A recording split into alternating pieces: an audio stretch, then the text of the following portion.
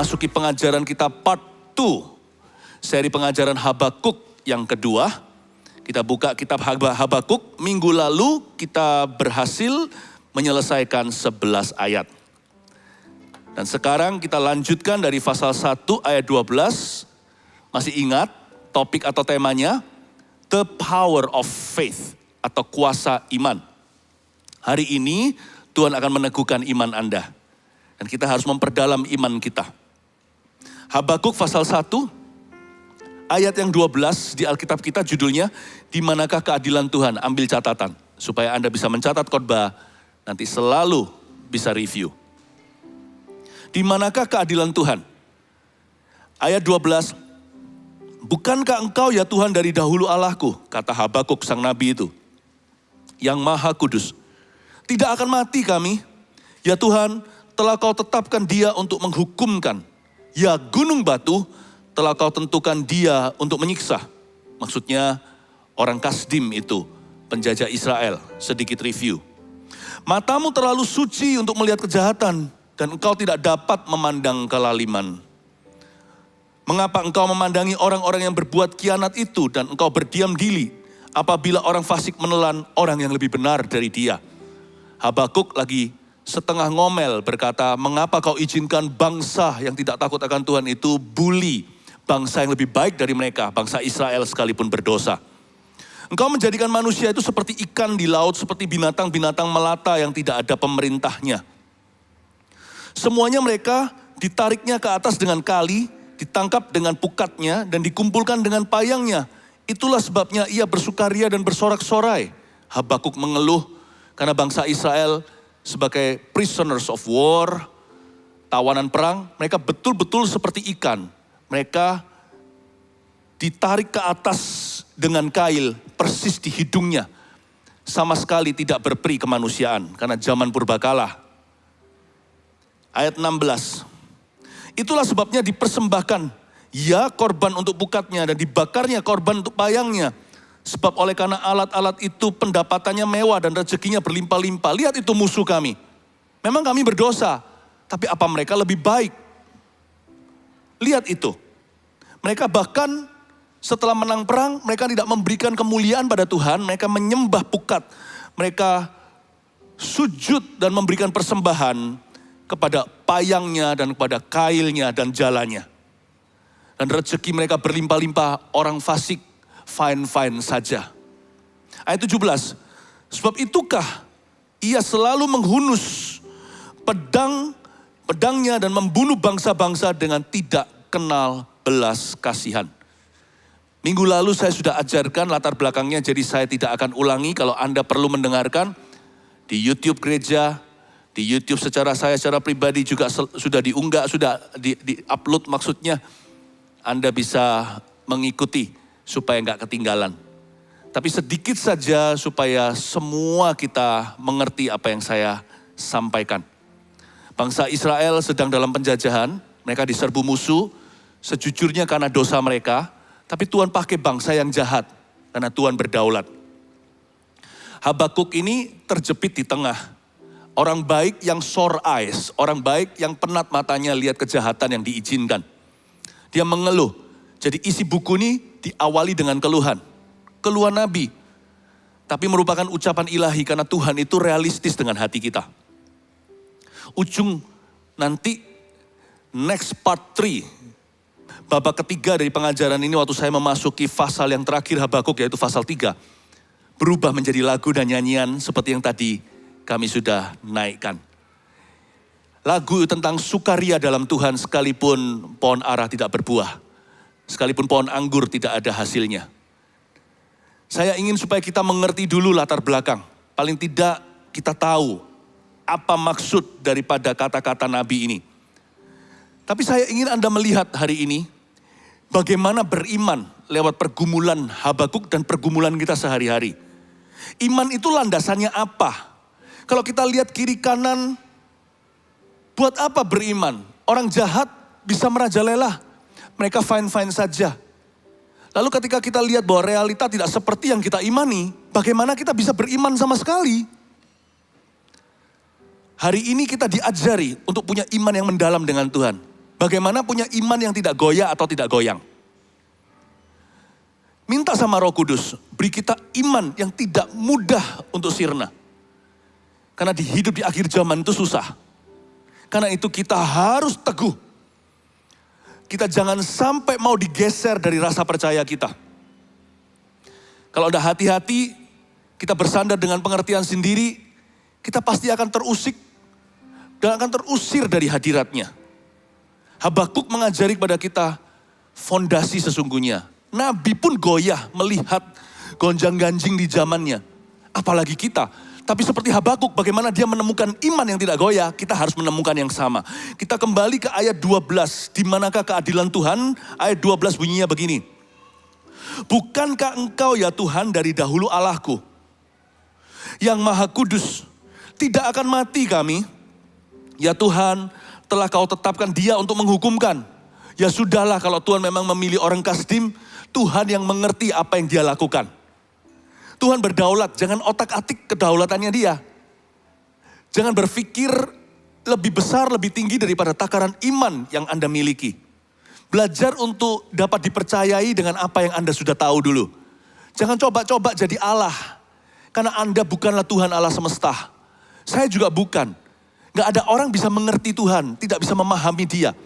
Tapi kita bisa mengerti apa yang menjadi kehendak Tuhan atas hidup kita. Kalau kita melihat segala sesuatu, menilai segala sesuatu, otak kita ini loh, hanya sebesar telapak tangan ini. Mana bisa kita mengerti semua cara kerja Allah. Sedangkan hidup kita sendiri pun kita tidak mengerti. Kadang-kadang hati sendiri pun kita tidak pahami. Masa depan apalagi. Tapi Habakuk lewat pergumulannya memperoleh sandaran iman. Nah, iman Anda dan saya ini di akhir zaman bersandar pada apa? Saya kasih alasan. Paling tidak ada 3 sandaran iman yang saya mau ajarkan hari ini. Supaya imanmu dan imanku mengalami segala sesuatu di masa baik maupun masa buruk. Ketika naik atau turun, ketika berada di gunung bukit sukses kita atau lembah kelam, tidak akan berubah. Landasan atau sandaran iman kita ada di ayat 12. Bukankah engkau ya Tuhan dari dahulu Allahku? Nomor 1, catat itu. Iman kita bersandar pada pengenalan dan bukan pengetahuan. Kita bisa berkata pada Tuhan begini, Tuhan aku percaya kepadamu karena aku mengenalmu. Bukankah engkau ya Tuhan dari dulu Allahku? Saya kenal Yesus dari tahun 1992. Dan waktu di take ini sekarang, tahun 2020. Berarti 28 tahun yang lalu. Saya nggak bisa ceritakan secara teologi mengapa saya percaya Tuhan. Saya bisa kalau saya mau. Ya, tetapi pada dasarnya kenapa saya percaya sama Tuhan hari ini? 28 tahun aku mengenal Dia. Aku mengenalnya sebagai Allahku, juru selamatku. Aku kenal Tuhan. Belum sempurna, masih jauh. Kadang-kadang waktu hari ini masuk hadirat Tuhan, saya merasa seolah-olah baru kenalan. Kayaknya nggak tahu apa-apa. Makanya itu orang yang sok tahu biasanya tidak kenal Tuhannya. Kita harus belajar. Tapi 28 tahun juga bukan waktu yang singkat untuk saya. I have known Him. Tuhan, aku percaya kepadamu karena aku mengenalmu. Bukan karena aku tahu segala sesuatu atau punya jawaban bagi setiap pertanyaan. I serve Jesus. I follow Jesus. Saya ikut Yesus. Karena 28 tahun ini tidak pernah sekalipun dia berdusta sama saya. Tidak pernah dia membohongi saya, menipu saya, tidak pernah melukai saya. Setiap kata-katanya itu benar dan sejati. 28 tahun ini ia memperlakukan saya seperti anak. Dan dia bukan imaginary friend atau teman bayangan atau kawan imajinasi. Hanyalah khayalan. Saya nggak bisa jelaskan. You know Him or you don't know Him. I don't know all about Him for sure. Saya tidak mengaku saya tahu segala sesuatu tentang Dia. Ada banyak pertanyaan di dada saya. Sebanyak yang ada di dada Anda. Tapi hari ini saya ikut Yesus karena saya kenal Dia. Iman kita bersandar pada pengenalan, bukan pengetahuan. Saya ikut Tuhan bukan karena saya punya semua jawaban. Tapi karena saya hidup di hadapan Sang kebenaran. Akulah jalan, akulah kebenaran, akulah hidup. Sang Kristus itu, aku kenal Dia secara pribadi. Karena itu Habakuk dalam kebingungan dalam kegelisahan, kegusarannya, membandingkan realita dengan dunia iman. Ketika Habakuk juga sedang memikirkan di mana keadilan Tuhan. Ketika dia mulai otak-atik, mulai kepo, mencampuri kedaulatannya, meledaklah itu kepala. Dia nggak sanggup menghitung segala sesuatu tentang Allah. Perkara Tuhan dia nggak bisa satu persatu temukan. Ketika itu dia bersandar pada sesuatu yang sederhana di ayat 12. Bukankah engkau ya Tuhan, dari dulu Allahku. Ketika jalan ke depan membingungkanmu, lihat ke belakang. Selama yang telah Anda jalani bersama dengan Kristus. Ketika Anda menoleh lagi melihat semua pengalaman Anda dengan Tuhan. Entah beberapa orang baru berapa bulan kenal Tuhan, ada beberapa orang sudah bertahun-tahun atau puluhan tahun bahkan. Masa-masa itu bisa menguatkan kita kalau kita tidak tahu apa yang ada di hadapan kita. Kita bisa berkata, Tuhan, aren't you my God? Bukankah engkau adalah Tuhan Allahku sejak 1992? I have known you. I do not understand, but I know you. I know you will bring me through. Aku tidak mengerti segala sesuatu, tapi aku kenal engkau dan aku tahu engkau pasti akan membawaku lalu. Pasti bisa melalui apapun juga. Aku yakin itu. Rumus belum jadi di sini. Hatiku percaya dulu. Iman kita bersandar pada pengenalan. Lalu ada kata ini. Bukankah engkau ya Tuhan dari dahulu Allahku yang maha kudus. Katakan yang maha kudus. Yang kedua, iman kita bersandar pada moral Allah yang sempurna. Yang maha kudus. Memang banyak kejahatan di dunia. Kalau kita berkata Tuhan izinkan, ya karena Tuhan maha kuasa. Kalau bukan pengizinannya, tidak sesuatu pun terjadi. Tapi kadang-kadang kalau kita berkata Tuhan izinkan, terlalu dalam kata-kata itu seolah-olah menuduh. Kalau Tuhan izinkan kan berarti Tuhan approve itu, atau Tuhan merestu. Berarti Tuhan memberi restu bukan? Atau merestui kejahatan. Juga susah. Apa itu termnya, bahasanya ya untuk menjelaskan bahwa Allah itu daulat. Tapi ini pembunuhan, pemerkosaan, korupsi, ketidakadilan, orang yang dirampas haknya, janda dan yatim piatu, tetapi mereka yang merampas hak mereka, happy ya nggak masalah, fine saja. How do you find the term? Gimana kita menemukan term atau bahasanya untuk mengatakan bahwa Tuhan benci perbuatan ini? Tapi kenapa Tuhan tidak stop dan menghentikannya? Kenapa Tuhan tidak berkata stop, berhenti? Kan Tuhan bisa. Terlalu dalam sih. Bahkan bagi saya seorang pendeta pun susah untuk merumuskan. Karena itu iman saya berdasar ketika saya melihat kiri kanan saya membuat saya goyah gak keruan. Kalau itu kan hanya perkara-perkara di kehidupan orang lain. Kalau saya sendiri alami gimana? Orang yang merugikan saya, bukan anak Tuhan lagi. Lihat dia semakin prosper, semakin makmur. Saya semakin terpuruk padahal saya korban. Kenapa Tuhan diam saja? Kalau kita alami sendiri gigitannya nyata. Ketika daging dan batinku habis lenyap, gunung batuku dan bagianku tetaplah Allah selama-lamanya itu bukan firman tertulis, tapi harus kita hayati dengan sungguh-sungguh. Kalau saya lagi bingung dalam kondisi begitu, saya akan berkata, Tuhan, engkaulah yang maha kudus. Aku tidak berani menuduhmu seperti Ayub, disuruh sama istrinya untuk mengutuki Allah dan mati.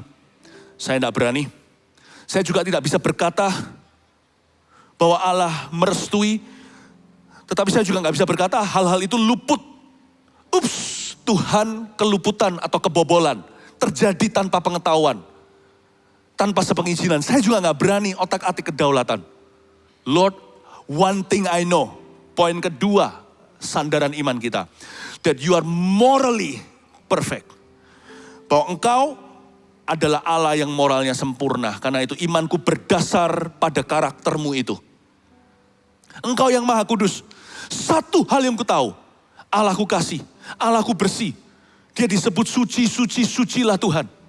Saya tahu buah roh kebaikan, kesetiaan, kelemah lembutan. Kasih sejahtera, damai sejahtera, sukacita, kesetiaan, penguasaan diri. You are for all these things. Engkaulah yang menciptakan hal-hal ini. Ini adalah buahnya Roh Kudusmu. Satu hal yang ku tahu ketika aku tidak tahu segala sesuatu. Allahku Maha Kudus, kalau ini sekarang terjadi, seolah-olah kok dibiarkan, saya tidak akan hakimi Tuhan. Saya percayakan bumi kepadamu. Tapi apa yang kau percayakan padaku itu tanggung jawabku. Aku memilih hatiku untuk percaya kepadamu. Dan terus menelusuri dan mengikuti kehendakmu. Step by step, heart to heart. Selangkah demi selangkah, sehati demi sehati. Are you ready? Sehari demi sehari. Itu yang disebut hidup oleh iman. Dasar kita, fundamental kita teguh. Moral Allah yang sempurna. Yang ketiga, bukankah engkau ya Tuhan dari dahulu Allahku yang Maha Kudus tidak akan mati kami? Saya suka suara pesimis Nabi tiba-tiba transformasi berubah menjadi optimis sekali. Dia berkata, tidak akan mati kami. Tiba-tiba muncul tanda-tanda awal kuasa iman di dada sang Nabi. Sebelumnya hanya keluhan, komplain-komplain melulu. Tapi sekarang di ayat ini mulai muncul. Bukankah engkau Tuhanku dari dulu yang Maha Kudus moralnya sempurna. Tidak akan mati kami. Ya Tuhan telah kau tetapkan dia untuk menghukumkan. Ya sudah kalau itu keputusanmu. Aku tidak bisa menyelami pikiran-pikiranmu. Siapa yang bisa menjadi penasehatmu atau siapa yang bisa memberi Tuhan sesuatu. Sehingga Tuhan harus mengembalikan. Lalu dia berkata, ya gunung batu dengan G huruf besar dan B huruf besar. Gunung, batu, kokoh sekali. Telah kau tentukan dia untuk menyiksa. Kalau memang itu keputusanmu, aku tidak akan jadi Tuhan. Aku tahu engkau sempurna moralnya. Yang ketiga, sandaran iman kita adalah pada karakter Allah yang tidak berubah. Gunung batu itu apa? Gunung batu itu batu karang yang teguh. Dalam bahasa Inggrisnya gini kira-kira, if I fall to the bottom rock, my bottom is the rock. Jikalau saya jatuh ke dalam jurang nih, saya nggak hati-hati menyetir mobil di tepian, tiba-tiba terguling saya jatuh ke bawah, kalau bawah itu adalah batu karang. Matilah saya. Tapi secara rohani, justru saya akan hidup. Kalau saya jatuh ke jurang bawah, batu karang di bawahnya, maka jurang paling bawah dalam hidup saya ketika saya tidak berdaya, tidak bisa buat apa-apa lagi. Tetap adalah batu karangku yang teguh, gunung batu selama-lamanya. Iman kita berlandasan apa? 1, 2, 3, iman kita bersandar pada pengenalan, bukan pengetahuan. 2, iman kita bersandar pada moral Allah yang sempurna. Iman kita bersandar pada karakter Allah yang tidak berubah. Gunung batu itu bukan air, taruh gelas jadi gelas, taruh botol jadi botol. Gunung batu, ya gunung batu, tak berubah selama-lamanya, batu karang yang teguh. Do you know that you have an unchanging God? The world around you can keep changing. Dunia di sekelilingmu bisa terus berubah. Teknologi silih berganti, problema, masalah. Good news, kabar baik. Kau dan aku punya juru selamat dan Allah yang tidak pernah berubah. Dahulu, sekarang, selama-lamanya. Yesus tetap sama. Katakan amin. Sekarang kita masuk pasal 2 ya. Orang yang benar akan hidup oleh iman. Judulnya di Alkitab kita. Ayat 1. Aku mau berdiri di tempat pengintaianku dan berdiri tegak di menara. Aku mau meninjau dan menantikan apa yang akan difirmankannya kepadaku dan apa yang akan dijawabnya atas pengaduanku. Lalu Tuhan menjawab aku demikian. Tuliskanlah penglihatan itu dan ukirkanlah itu pada loh-loh. Supaya orang sambil lalu dapat membacanya. Sebab penglihatan itu masih menanti saatnya. Tetapi ia bersegera menuju kesudahannya dengan tidak menipu. Apabila berlambat-lambat, nantikanlah itu. Sebab itu sungguh-sungguh akan datang dan tidak akan bertangguh. Sesungguhnya orang yang membusungkan dada tidak lurus hatinya. Tetapi orang yang benar itu akan hidup oleh percayanya. Orang sombong dan kianat, dia yang melagak, tetapi ia tidak akan tetap ada. Ia mengangangkan mulutnya seperti dunia orang mati dan tidak kenyang-kenyang seperti maut.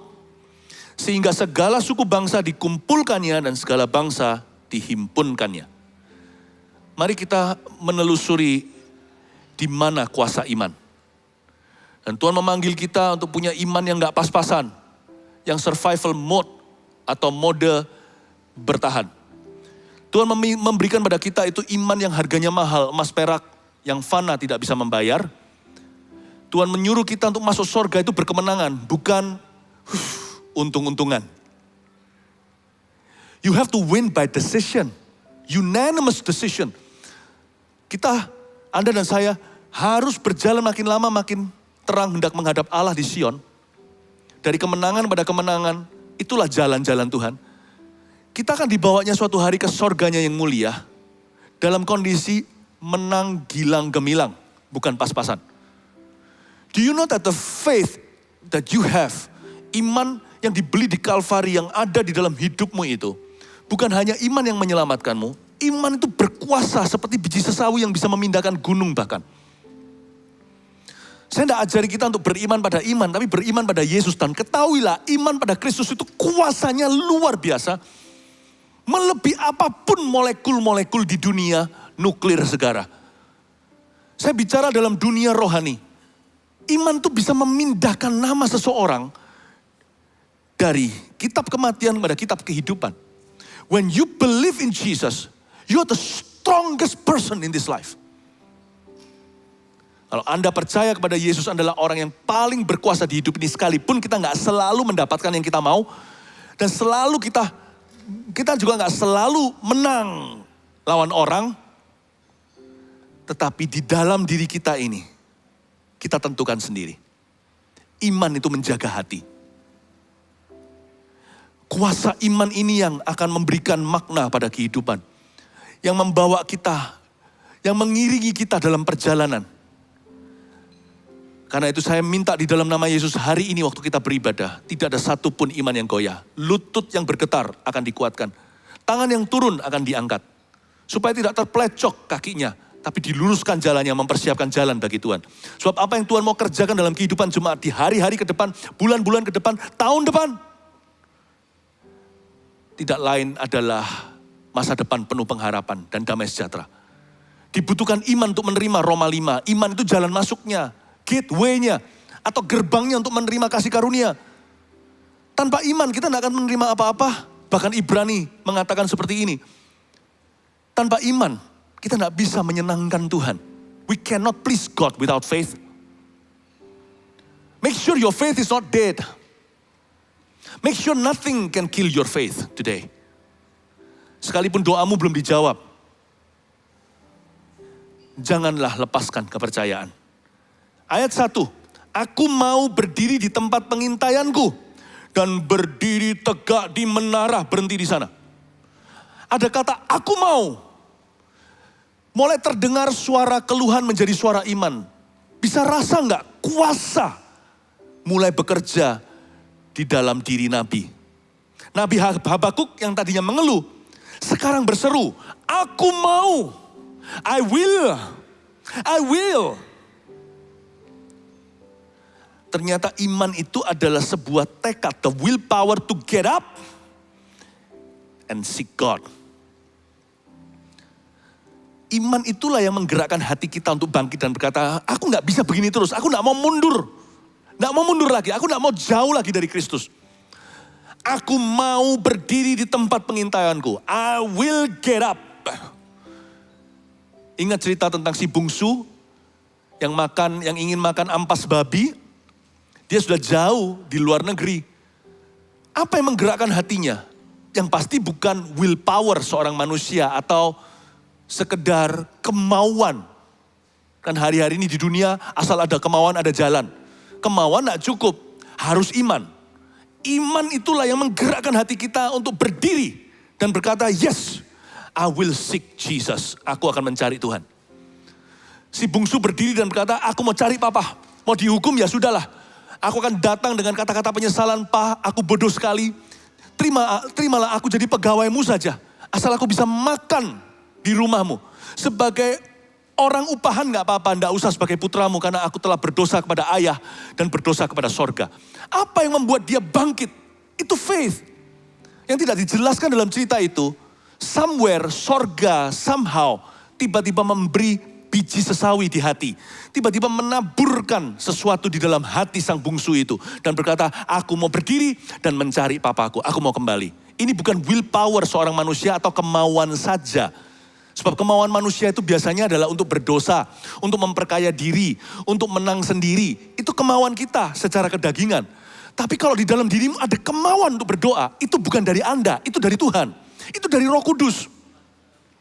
Itu pasti ada yang doakan. Kalau tidak ada yang mendoakan, mungkin dari memori.